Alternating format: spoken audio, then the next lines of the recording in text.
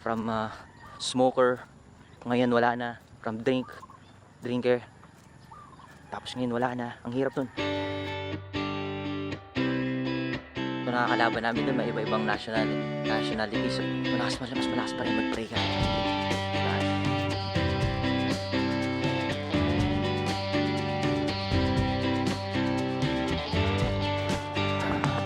Dito pala sa field na to, dito kami lagi nagpo-football. Meron akong team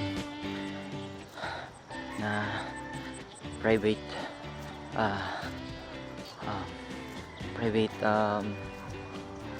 league na sinayin namin. Ako yung naging coach.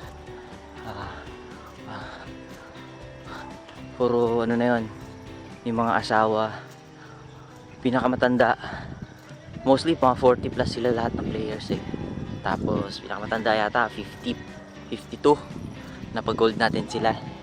So kahit ikaw yung bata na pagiging coach, eh ang ginawa ko eh maging professional way sa pagtuturo, pagtitip sa kanila. Syempre dapat mahaba rin ang pasyensya mo pag nagko-coach ka sa mga may edad sa'yo, dahil mataas yung expectation nila sa'yo kasi. So makikinig naman sila, pero dapat makita nila talaga yung result nito.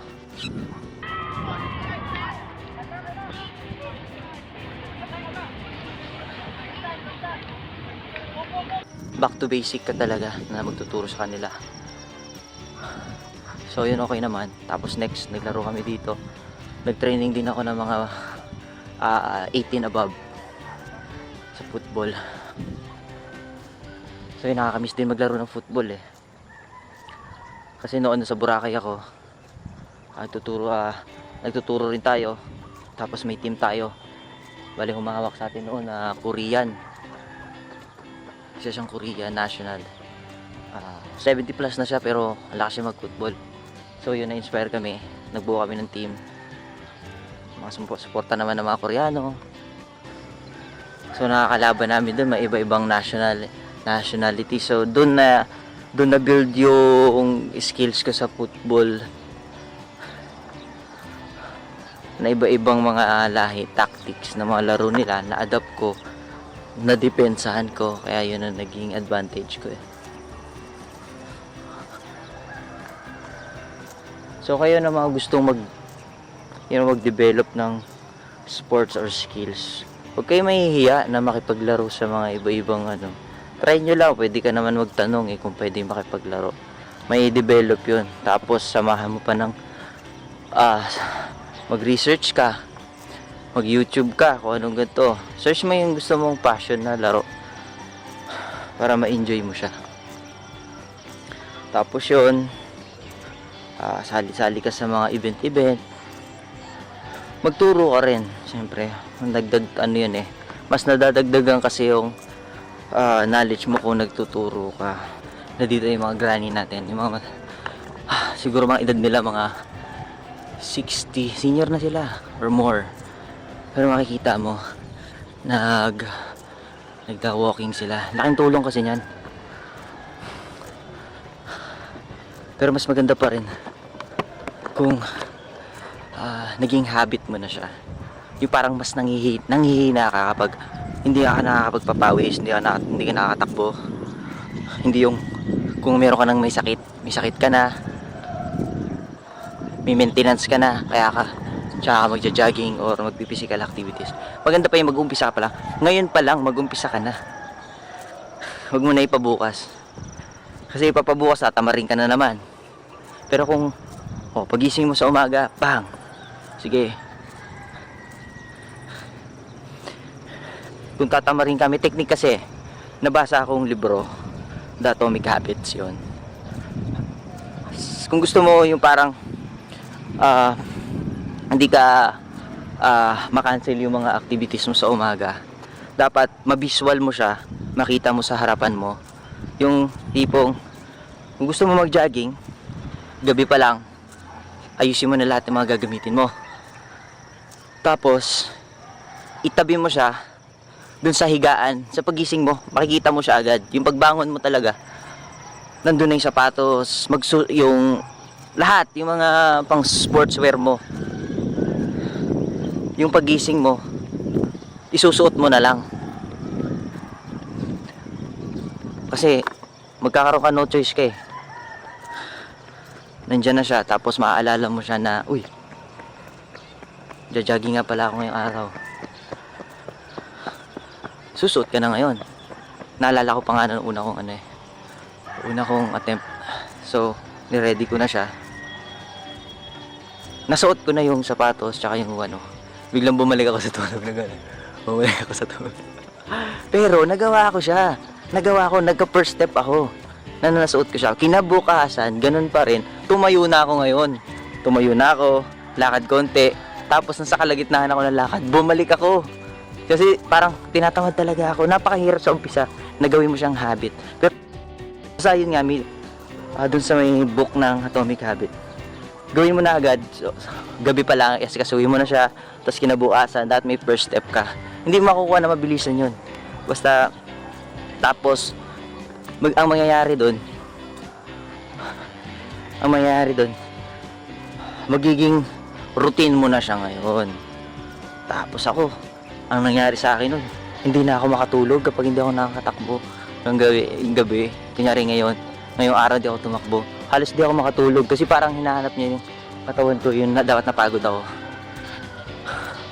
So ngayon naman, na-control ko naman na yun, na pag twice a week, thrice a week ko lang siya gagawin.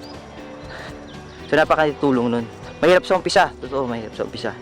Pero kung talagang dedikado ka, you're dedicated to be physically fit, gagawin mo talaga yon. Kasi kung hindi ka gagawa ng paraan, magpapawis ka or something ganoon, magsisisi ka rin sa huli. Kasi magkakaano ka na, gusto mo magkaroon ka na ng time kapag may maintenance ka na, may sakit ka na. Gawin ngayon pa lang, magkaroon ka na ng habit na something pwede na, hanggang sa hindi ka mahirapan sa huli. Yan ang gawin mo para hindi mahirap. Kasi kung huli ka na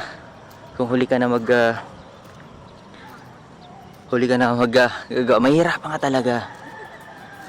Yun, pag senior ka na, pag 60 or 80 ka na, tsaka ka na maglalakad-lakad, yung mga joint mo iba na. Pero kapag bata ka pa, or 30s, 40s, 20s, tapos naging routine mo na siya, kahit nasa city ka, gagawa ka ng paraan na magpapapawis talaga. So yun ang magandang gawin.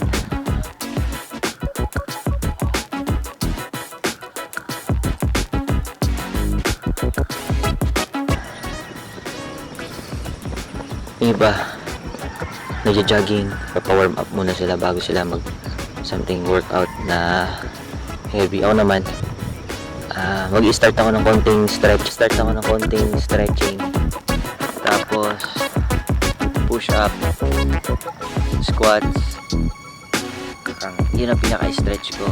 Tapos running na. Ganun din sa gym ginagawa ko, konting stretch muna para hindi mabigla yung mga muscle mo tsaka mga joints mo. Nag-stretch muna ako, tapos konting pitik ng workout na kukunin mo, saglit lang para may stretch lang siya. Tapos jogging ka na, magpa-warm up, tapos yun na, mag-heavy ka na. So ngayon tapos na tayo mag-stretching, squats tayo, push up, jogging tayo. Tara. So yung pinaka-oval, hindi ni Ryan. Takbo tayo.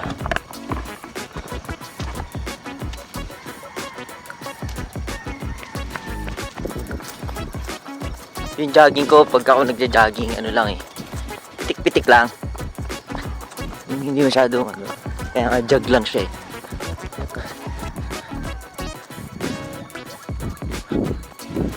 Napakaganda sa katawan.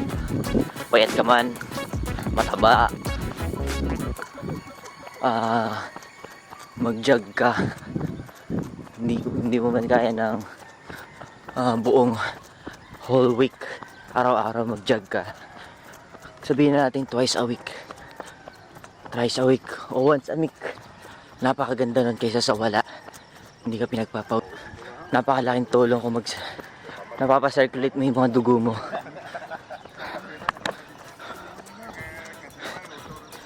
Isipin mo yung difference ng taong same age, same timbang, sabihin natin same work, center man siya or ano, sino ang mas magiging active sa health niya kahit sa work niya. Yung isa nagja-jogging siya twice a week, yung isa wala. So napala yung effect dun sa katawan, diba? Napakalayo. Kaya kayo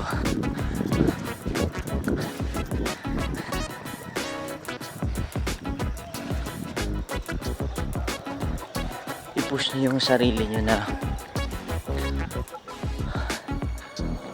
may gagawin kayo sa buong linggo. Meron kayong physical activities na gagawin. Kung wala man kayong oval na tulad nito,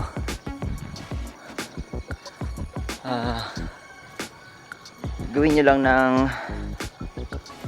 kahit sa bahay. Laking tulong na yun kaysa sa wala. Napakalaking tulong. At doon naman sa maraming mga alibay, ganito yon. Oo, naintindihan ko yan. Kasi nga, yung iba, yung mga nag-start na, or tuloy-tuloy na yung mga pagja-jogging nila. Pag niyaya mo yung mga walang gamit, uy, wala akong sapatos eh. Uy, wala akong walang ano eh. Oo, nandun na nga tayo, wala tayong. Pero, hindi naman yung damit ang ano dun eh. Yung physical ano mo. Mag-start ka muna kasi.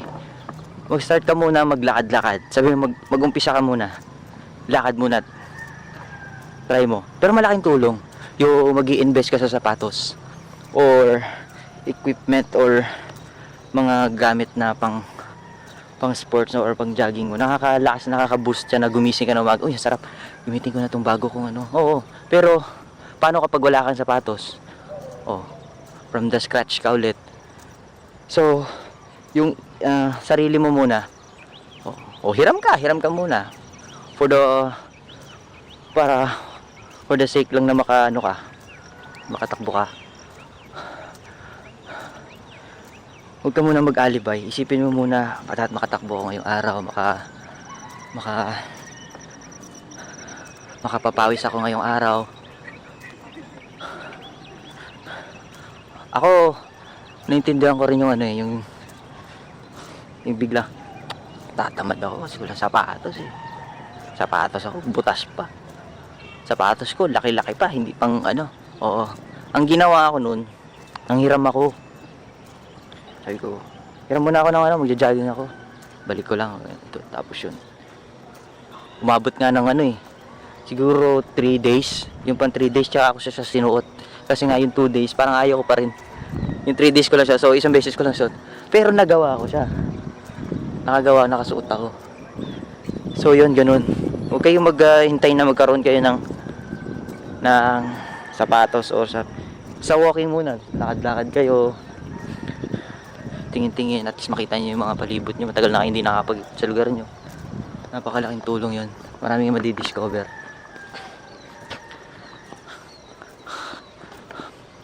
Napakagandang ano yun. Tapos pagkaya na, push up konti. Mahirap talaga, masakit yun sa katawan pag unang mga push up, unang squat mo. Pero pag naumpisa mo siya, ang sarap sa feeling niya. Tapos sa huli, kapag naging habit mo na siya, hindi kompleto ang araw mo talaga, sinasabi ko sa'yo. Para siyang kulang ang buhay mo, wala kang tubig. Parang ganun siya pag hindi ka nakapagpapawis. Tapos pag naging habit mo na siya. So yun kayo, ganun.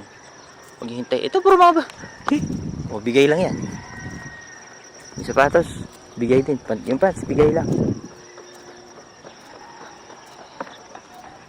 Kasi kung bibili ka talaga, wala ka namang kakayahan pa, hiram ka muna, hiram ka muna, or sa yung mga luma nilang makastart ka lang, mag-start ka lang tumakbo. Sa Boracay nga kami, jogging ako, maga pa, alas 4, alas 5, yun, wala namang sapatos dun kasi white sand dun. Isipin mo, ang hirap nun, habit ko kasi party goer ako parang party laging gabi or ganun. Tapos magbabago ka ngayon, babaguhin mo yung magbabagong buhay ka, napakahirap. Pero inunti-unti ko siya, from smoker, ngayon wala na, from drinker, tapos ngayon wala na. Ang hirap nun, inunti-unti ko yun, hindi ko binigla, pero ang laki ng effect sa akin, laki ng tulong niya. Wala na yung lahat mga bisyo mo. Tapos kahit saan ka man, anong sports man yan o anong activity, sakit bundok, hiking, biking, hindi ka nahihira. Hindi tulad yung nag-smoke ako, konting lang tinggal ka na. Kaya ganun. Next ituturo ko sa inyo, bibigyan ko yun ng tipa ba kung paano mag-quit ng smoke ng sigarilyo. 13 years old ako, or 12 yata ako nagsisigarilyo pa lang. Ngayon na ako, secret. Basta tandaan, medyo edad na tayo, lampas na tayo sa yung iba wala pa rin, ayaw pa rin mag-quit. Yung iba na impluwensyahan natin mag-quit ng smoke drink. So ang ganda, mga pamilyado na sila, nga lang nawala yung physical activities nila, so medyo tumaba-taba sila. So yung maganda kasi kapag medyo sabihin natin may pamilya ka na, huwag mo kakalimutan konting papawis, basketball ka dyan, lakad-lakad ka, kahit bit-bit mo yung anak mo umaga, ka, stroll kayo, tapos gumagalaw yung mo. Mahirap yung tsaka mag-exercise kapag may maintenance ka na o inatake ka na something ganun.